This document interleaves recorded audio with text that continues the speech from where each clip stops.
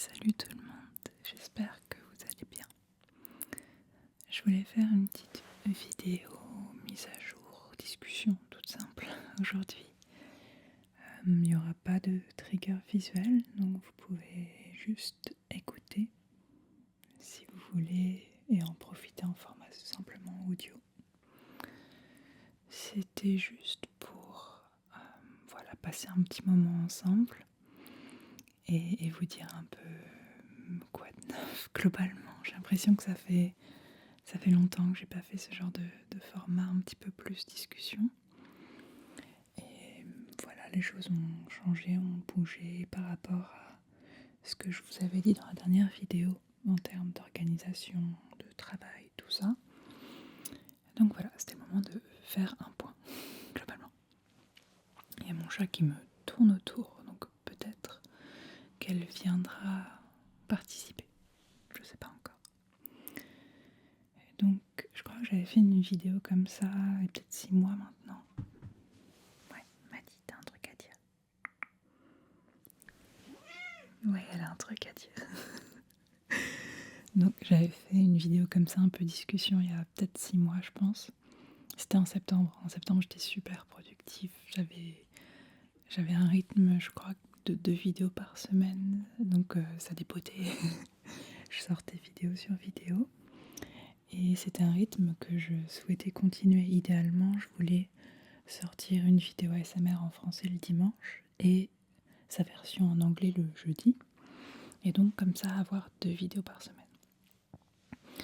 Depuis, ça s'est pas trop passé comme ça. Parce que déjà en octobre, j'ai travaillé sur des plus grosses vidéos pour Halloween. On a fait des vidéos plus travaillées à plusieurs, en groupe. Donc il y a eu la vidéo du troisième cercle et demi, qui était le service comptabilité de l'enfer. Et il y avait aussi la vidéo, l'interview d'un vrai fantôme. Donc c'était un peu 2 vidéos spéciales qui ont demandé beaucoup de préparation, beaucoup de travail. Et forcément, quand tu travailles sur des vidéos comme ça, plus ambitieuses, il y a mon chat qui se nettoie, donc elle fait des petits bruits bizarres. Mais quand je travaille sur des vidéos plus ambitieuses comme ça, bah ça prend du temps. Et derrière, j'ai pas tenu le rythme que je voulais tenir, tout simplement parce qu'à un moment, faut un peu faire un choix, mine de rien, entre les gros projets qui vont prendre des semaines, voire des mois de travail, et des vidéos peut-être plus régulières, mais aussi moins travaillées. Donc j'essaie un peu de faire les deux, j'avoue, j'aimerais un petit peu toujours être au rendez-vous, autant sur la qualité que sur la régularité, mais c'est pas tout le temps faisable. Voilà. Donc j'ai un peu l'impression de vous avoir laissé tomber suite à cette dernière discussion sur ce que j'avais prévu, parce qu'au final j'ai pas eu tout fait ce que j'avais dit que j'allais faire. Mais voilà, c'est pour vous expliquer un peu ce qui s'est passé, que des vidéos plus travaillées comme ça, bah forcément ça demande plus de temps aussi, et que c'est des choix à faire globalement. Pareil sur le format court, donc que je poste maintenant sur Instagram, TikTok et la chaîne Shorts aussi sur YouTube. Maintenant je suis descendue à un format court tous les 2 jours et plus tous les jours. Et ça me fait beaucoup de bien parce que je suis moins à devoir tout le temps en faire aussi, ce qui est assez bien aussi pour moi de ralentir un peu là-dessus. Et puis comme ça me laisse aussi le temps de faire des vidéos plus ambitieuses, comme là j'ai des gros projets que je vais encore garder secret un petit moment, mais il y a des vidéos assez dingues, j'espère, qui arrivent. Donc voilà, c'est juste une façon de savoir un peu où est-ce que je mets mes priorités. En sachant qu'en plus, j'ai repris le stream. Et ça, de toute façon, je le sais. Dès que je reprends le stream, ça prend du temps, évidemment. Et ça fait que derrière, je peux pas être au rendez-vous sur partout, on va dire. Je peux pas en fait garder le rythme de parution tout en rajoutant le stream et ne rien changer. Ça ne fonctionne pas pour moi. Donc là, ce que j'essaie de faire, c'est de streamer 1 fois par semaine, soit sur TikTok, soit sur Twitch, en sachant que je préfère privilégier Twitch parce que l'ambiance est vraiment unique. Ça, c'est un truc que j'ai fait année après année. commencer à créer une petite communauté sur Twitch et streamer là-bas. Et ça a toujours été en fait pour moi un peu une carte blanche de... Ça peut être des lives ASMR, mais je me laisse le loisir et la possibilité de streamer absolument autre chose. Donc j'ai fait des lives gaming, mais là récemment j'ai fait un live super intéressant où je regardais une vidéo YouTube que j'apprécie, enfin que j'ai découvert en fait avec les gens, mais d'une créatrice que j'aime beaucoup, Tiffany Ferg. Et en gros c'était super intéressant parce que la vidéo de base parlait d'un sujet dont je ne savais pas grand chose. Et ça a été super de pouvoir la découvrir ensemble et surtout d'avoir des discussions. C'est bon, Maddy, t'as fini? T'as fini, Maddy? Ce que je veux dire, c'est que ça a été vraiment passionnant d'avoir des discussions pendant qu'on regardait la vidéo tous ensemble, parce que je trouve que je regarde beaucoup des vidéos YouTube un petit peu longues, des vidéos sur des thématiques variées, mais d'au moins une demi-heure. Et j'ai l'impression que quand je les regarde toute seule, il y a ce truc où, une fois qu'elles sont passées, je les oublie assez vite en fait. Et là, en parler, avoir des discussions annexes et juste broder autour du sujet à plusieurs, je trouvais ça intellectuellement stimulant.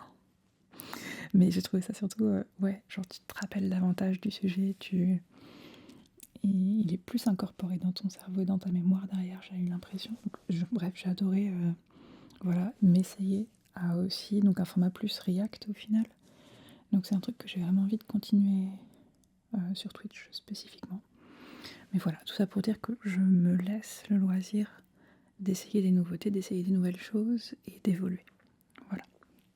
Donc clairement, je vais continuer le contenu ASMR sur toutes les plateformes où je suis là actuellement, donc YouTube, TikTok, Instagram, tout ça. Mais ça me fait vraiment plaisir d'avoir un peu cette plateforme où je fais du contenu différent et je me laisse aussi montrer quelque chose de différent. Parce que on se sait, les créateurs et les créatrices ASMR, on a un peu ce cahier des charges. Quand on fait des vidéos ASMR, il faut que ce soit doux, il faut que ce soit reposant, relaxant. Et au final, avec les codes de la ASMR, on se retrouve très vite dans un format, même quand tu essaies de tirer un petit peu sur les limites de ce que c'est une vidéo ASMR, tu as toujours cette contrainte de faut que ce soit doux et relaxant pour la personne. Et je trouve que justement, en variant les plateformes ou les types de contenu, il y a cette possibilité de peut-être d'être plus naturel, ou en tout cas de montrer une autre facette de qui je suis personnellement. Et ça me fait du bien. Voilà, ça me fait assez plaisir. Là, si je vous fais aussi une vidéo un peu plus simple, c'est parce que justement, comme je le disais tout à l'heure, je suis en train de travailler sur un plus gros projet.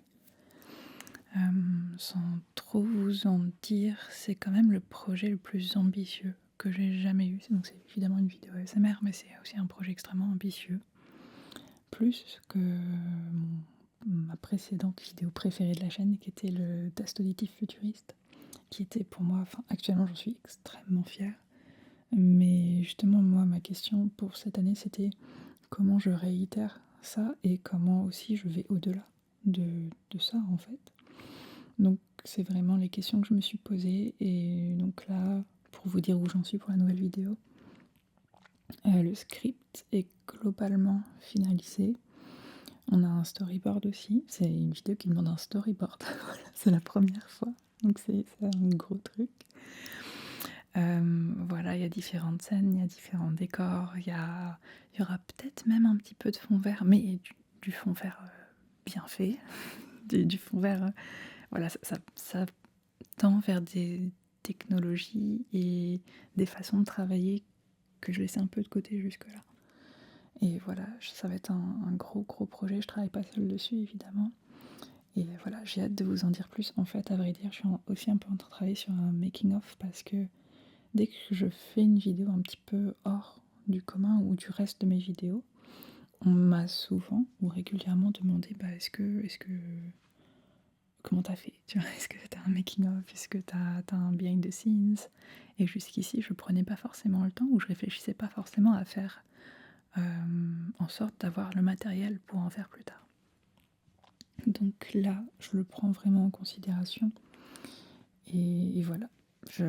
J'essaie vraiment de pas vous en dire trop parce que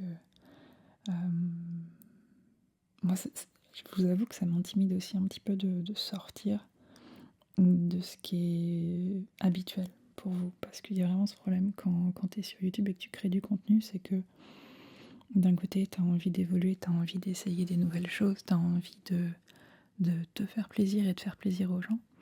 Mais parfois aussi, les gens, ils veulent juste ce dont ils sont habitués. Quand ils sont habitués à un type de vidéo, parfois les gens, ils veulent juste pas voir autre chose. Et j'ai l'impression que c'est un truc qu'on voit souvent sur YouTube, des créateurs et des créatrices qui partent vers de la fiction ou vers un contenu plus travaillé, plus propre, plus pro, avec des gros guillemets. Et parfois tu te rends compte que c'est juste pas ce que les gens veulent voir. Donc c'est aussi une prise de risque, mais en même temps je pense que c'est important pour moi d'essayer d'évoluer. Au final la chaîne YouTube elle a 10 ans maintenant. C'est important pour moi en fait de me voir évoluer aussi et de me dire que je suis capable de évidemment faire des vidéos donc ASMR comme vous en avez l'habitude, mais j'ai aussi besoin de me prouver que je peux faire autre chose et que je peux aussi évoluer en termes de compétences, de skills globalement. Donc c'est pour ça que je travaille aussi sur des plus gros projets. Et au final, quand vous regardez le test auditif futuriste, c'est aussi la version anglaise, c'est déjà la vidéo qui a le plus de vues sur ma chaîne. Donc parfois, quand les étoiles sont alignées, ça peut aussi créer des succès commerciaux. En tout cas, ça plaît aux gens. Donc voilà, je suis un peu en train d'essayer de trouver ce juste entre deux, entre le contenu quali mais aussi le contenu populaire. Donc voilà, je vais essayer de vous en refaire régulièrement et forcément, je vais quand même essayer de garder un rythme une fois par semaine, mais dans ce cas-là, des vidéos un peu plus simples, un peu plus faciles à faire, pour que je puisse quand même me concentrer sur les gros projets, quoi. Sinon, je sais qu'il y a beaucoup de personnes ici qui sont pas sur TikTok et il n'y a aucun problème à ça. Je voulais juste vous dire que il n'y a pas longtemps, on a atteint les 600 000 abonnés sur TikTok, ce qui est 3 fois plus que YouTube, ce qui est énorme, c'est ma plus grosse plateforme à l'heure actuelle. Et en plus de ça, Instagram aussi, depuis que je poste les formats courts en Reel, ça marche très bien. Vraiment, la croissance, elle a repris aussi. Et mine de rien, quand tu crées du contenu en ligne, bah, c'est quand même pas mal de pas rester sur une seule plateforme et en général de pas mettre ses œufs dans le même panier. Et mine de rien, ça me fait vraiment plaisir d'arriver à me diversifier et de rencontrer un succès comme ça sur différentes plateformes. En fait, même en termes d'estime de soi, j'ai l'impression que ça me prouve que je suis pas un one-time wonder ou que j'ai pas eu de la chance une fois avec YouTube et qu'au final j'arrive à réitérer et à trouver mon audience ou en tout cas une audience différente sur chaque plateforme. Donc voilà, peut-être que personne peut relate à ça, enfin peut-être que c'est un truc vraiment que de créateur ou créatrice en ligne, mais mine de rien ça me fait aussi plaisir de me dire que j'arrive à me diversifier d'une façon comme ça. En plus de ça, il y a aussi maintenant les formats audio qui marchent assez bien sur les différentes plateformes. Et j'hésite d'ailleurs à créer aussi de l'audio, des formats audio exclusifs, un peu comme un podcast, tu vois, mais genre des petites histoires du soir, ou alors, tu vois, là pour une grosse vidéo ou un gros projet, quand je crée un nouveau personnage, est-ce qu'il n'y aurait pas aussi un format audio associé avec une exclusivité pour étendre l'univers, ou si t'as vraiment adoré la vidéo YouTube, bah t'as l'audio exclusif en plus, si t'as envie d'avoir davantage de cet univers-là, tu vois. Donc je sais pas, en tout cas ça m'inspire vachement toutes ces possibilités-là. Et voilà, je suis assez contente de... En fait, mon problème à l'heure actuelle, c'est que j'ai beaucoup d'idées, enfin j'ai jamais eu de problème à trouver des idées de vidéos. Maintenant, le problème, c'est plus que j'ai tellement envie d'en faire des événements que ça demande énormément de temps et d'énergie. Il y a ce truc de maintenant, le plus dur pour moi, c'est pas trouver les idées et les concepts, c'est vraiment l'organisation et l'endurance. Souvent, c'est ça le problème, c'est l'endurance. Et c'est se dire, ok, j'ai eu une bonne idée il y a 6 mois, maintenant je suis encore en train de travailler sur ce projet et il faut que je laisse de côté tous les autres projets cool que j'ai en tête, parce que si je change tout le temps de projet, en fait, j'en finis aucun. Donc ça a souvent été mon petit problème. Et c'est pour ça aussi que je vous en parle pas trop, parce que si je vous parle trop en détail de la vidéo que je suis en train de faire. J'ai peur que ça me bloque en me disant, tu vois, quand tu parles d'un truc que tu as envie de faire, bah, tu as presque la récompense dans ton cerveau de l'avoir déjà fait. Enfin, c'est un truc un peu bizarre, mais si j'en parle trop, j'ai l'impression que j'ai déjà eu la récompense d'avoir presque fait la chose, alors que c'est faux. Donc j'essaie un peu de le garder caché juste pour me dire, c'est pas fait, c'est pas sûr encore, et il faut pas que je m'emballe non plus. Maddy nous a rejoint. Elle risque de faire des bruits bizarres et d'en ronronner un petit peu. J'essaye de pas trop l'activer en ne la touchant pas trop. Mais voilà, c'est ça que je voulais vous dire globalement, que le plus dur à l'heure actuelle, c'est garder et trouver l'endurance pour des projets de plus en plus longs, plus en plus compliqués, plus en plus travaillés. Et voilà, toujours trouver un entre-deux, entre trouver ce que vous voulez voir, mais en même temps faire des vidéos dont je suis extra fière et où je peux m'amuser créativement aussi. Et c'est là où parfois c'est un peu compliqué de trouver le juste milieu. Voilà. Tout en quand même faisant des petites vidéos plus simples, plus traditionnelles qui vous plairont, mais voilà, en faisant pas non plus des trucs trop répétés, trop revus. Ça, c'est vraiment le problème en général pour moi. C'est que le monde de l'ASMR et les attentes des gens, en fait, on me demande souvent de refaire des concepts déjà faits, déjà vus et revus. Et d'un côté, je veux faire plaisir, mais de l'autre, je veux pas non plus trop me répéter. Donc c'est juste l'entre-deux assez compliqué. Et c'est d'ailleurs pour ça que je demande moins qu'avant aux gens qu'est-ce qu'ils ont envie de voir, parce que je me suis rendu compte que souvent, on me disait donc soit de refaire des concepts que les gens avaient adorés, donc de me répéter un peu, ou alors de me donner des idées de choses qu'ils ont vues ailleurs ou chez d'autres créateurs. Et c'est pas 100% des réponses, hein, mais c'est beaucoup ça que j'ai.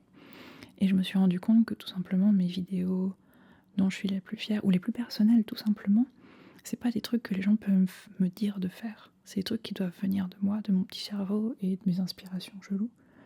Et j'ai l'impression qu'au global, si je veux m'exprimer moi et donner cette dose de créativité personnelle et montrer qui je suis, en fait, il faut que les idées viennent de moi. Donc c'est pour ça que j'essaie un peu plus de le faire, pas en autarcie, mais quand même de me poser à moi les questions de qu'est-ce que j'ai envie d'exprimer et de montrer via mes vidéos.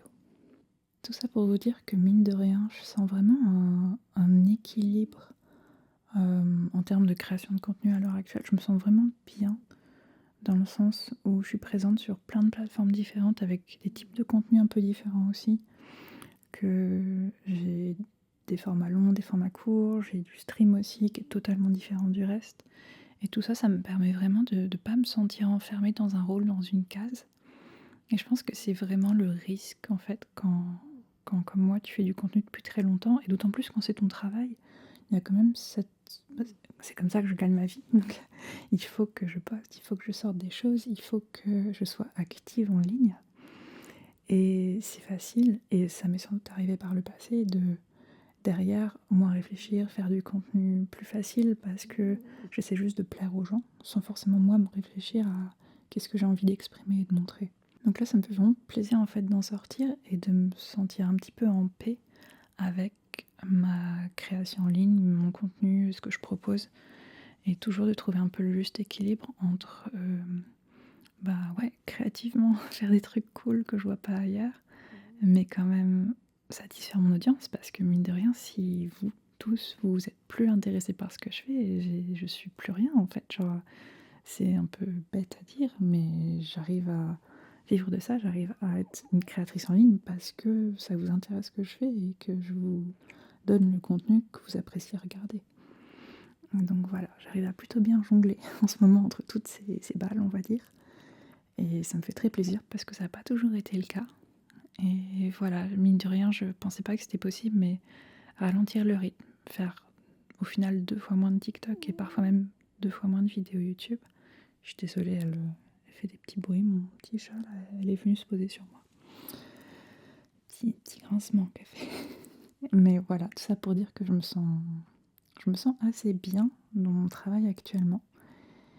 Et c'était pas gagné parce que en fait, quand j'ai repris le stream, c'est un truc que Tous les 6 mois, ça me prend, je me dis: «Ah, j'ai envie de streamer» et généralement, je tiens quelques semaines et puis j'arrête.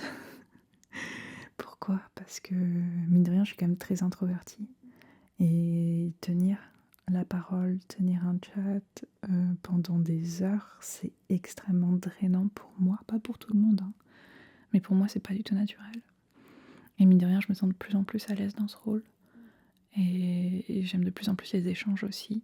C'est inattendu presque parce que plus l'audience grandit et plus aussi mes vidéos, elles sont poussées à des gens qui ne regardent pas d'ASMR, qui ne comprennent pas du tout ou au contraire qui interprètent très, très mal mes intentions.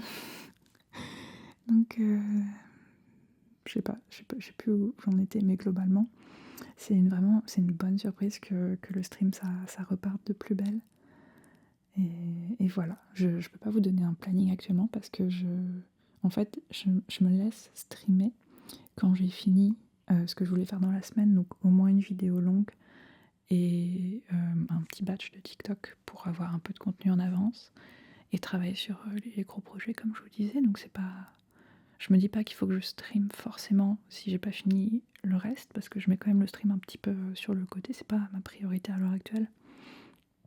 Mais globalement, ça me fait toujours plaisir jusque-là et ouais, en fait, c'est ce que je dis parfois, c'est qu'en stream, en fait, la discussion est vraiment ouverte dans les 2 sens. Là où mine de rien dans les vidéos, bah, là je tourne ça maintenant, peut-être que vous regarderez la vidéo dans une semaine, 1 mois, 4 mois, 5 ans. Et il y a ce truc où vous pouvez me laisser des commentaires, mais ce sera jamais du direct et la discussion n'est pas forcément possible. Enfin, je sais pas si je peux répondre à tous les commentaires, tu vois. Ni dans les lives, tu me diras, mais je trouve quand même que le côté immédiat et direct est beaucoup plus naturel en stream et qu'il permet un échange que tu peux pas forcément avoir autrement.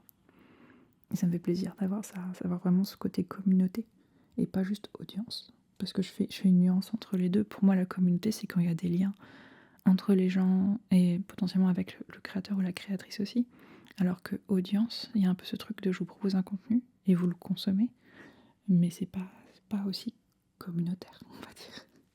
Bref, j'ai parlé un petit peu de tout ce que je voulais dire. C'est pas comme si j'avais un plan très précis de ce que je voulais dire à la base. Mais voilà, je voulais juste vous dire que globalement ça va, que j'ai une très bonne relation à mon travail à l'heure actuelle, que je me mets moins la pression qu'avant aussi d'une certaine façon. Et je pense que c'est aussi dû au fait que j'ai un peu baissé le rythme et que c'est ça en fait qui peut parfois je trouve, enfin quand je vois parfois moi comment j'étais ou même d'autres créateurs, parfois se fixer un rythme parfois très très régulier, je dis beaucoup parfois, ça peut nuire aussi à la créativité, cette pression de sortir tout le temps une nouveauté. Et pour le coup, j'essaie de pas me l'imposer parce que je me sens tout simplement plus créative comme ça et que je me laisse le temps d'évoluer aussi. Voilà, je veux pas être un petit hamster dans une petite roue de hamster, un peu la tête dans le guidon, tu vois, avoir la tête dans le guidon et juste me dire ah, il faut y aller, il faut faire plus, il faut produire. Et j'ai de la chance, c'est aussi un truc de chance, je peux me permettre de ralentir un peu et de réfléchir un petit peu plus à ce que je veux faire et même moi-même prendre du recul par rapport à ce que je fais. Et ça, je l'ai pas toujours eu et ça me fait vraiment plaisir de m'autoriser à l'avoir actuellement. Voilà. Je pense que c'est tout pour la vidéo. J'espère que ça a été intéressant. J'ai l'impression un peu de me regarder le nombril quand je fais ce genre de petits récaps, de petits points.